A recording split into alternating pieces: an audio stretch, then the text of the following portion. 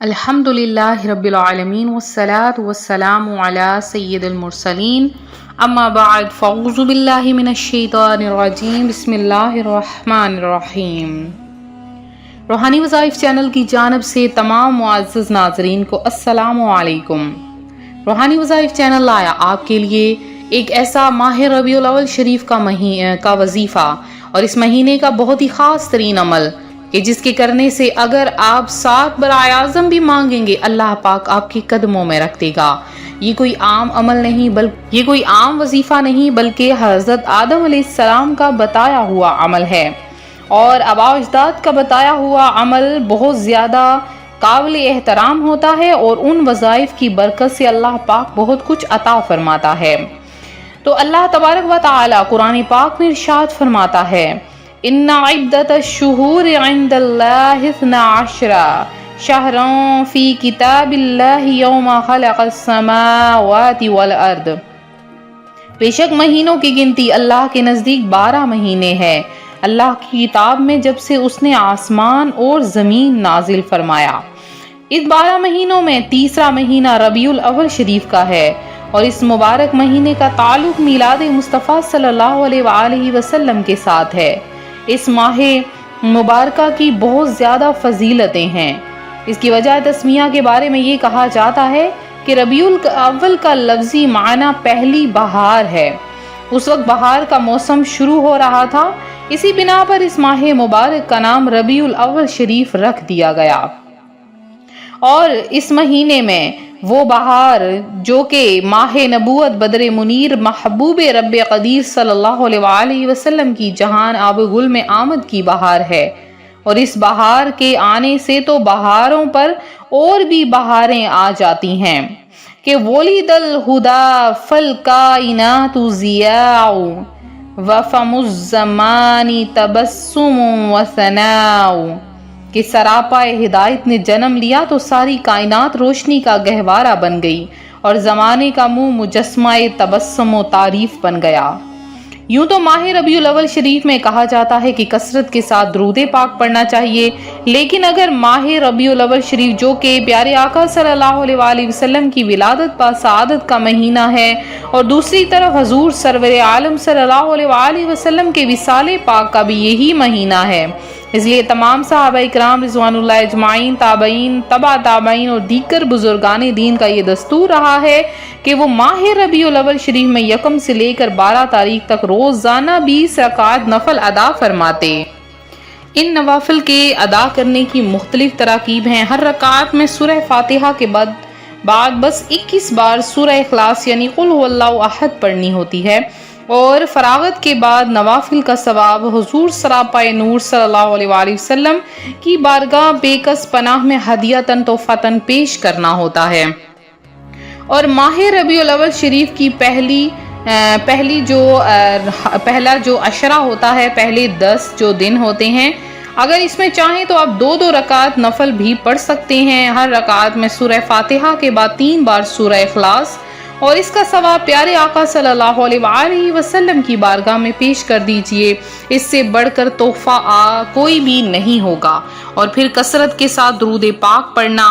روایت میں ہے کہ جو خوش نصیب اس درود پاک کو ربیع الاول میں ہر روز بعد نماز عشاء 1125 مرتبہ پڑھتا ہے، وہ ایک روز انشاءاللہ حبیب خدا علیہ تحیت و ثنا کی زیارت سے مشرف ہوگا۔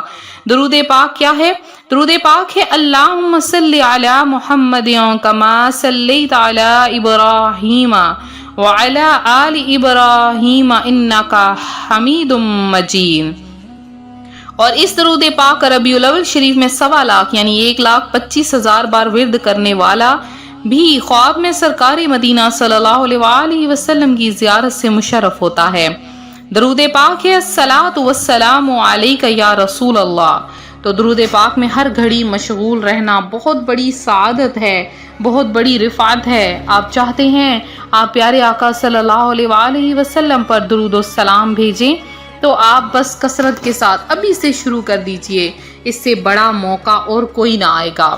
آپ چاہتے ہیں اللہ تبارک و تعالیٰ سے آپ جتنی دولت مانگیں، جتنا رزق مانگے، آپ پر رزق کی برسات ہو، آپ آپ پر ڈھیروں رزق کی برسات ہو، ہر طرف سے آپ جتنا چاہیں، جتنی دولت آپ چاہیں اتنی آپ کو ملے۔